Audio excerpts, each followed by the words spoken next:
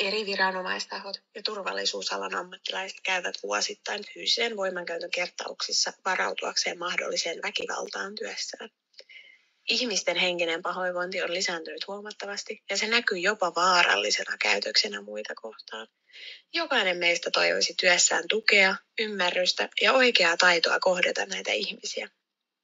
Jotta voimme rakentaa parempaa ja turvallisempaa tulevaisuutta meille kaikille, täytyy meidän ymmärtää ihmisen mieltä paremmin. Oma mielenhallinta ja toimintakyvyn ylläpitäminen sekä oman toiminnan tarkoituksenmukaisuus on ensiaskel voiman ja niin sanotun vallankäytölle. Me turvallisuutta ylläpitävät ihmiset näytämme esimerkkiä ja luomme hyvää fiilistä ympärillemme. Jotta voimankäytön tai hätävarjelun liioitteluilta vältyttäisiin, tulee meidän olla paremmin perillä omasta toiminnastamme. Siksi me SF-turvallisuuspalvelussa tarjoamme koulutusta itseluottamuksen kasvattamiseen, stressinhallintaan sekä toimintakyvyn ylläpitämiseen. Rakennetaan yhdessä viihtyisämpi työympäristö ja turvallisempi tulevaisuus.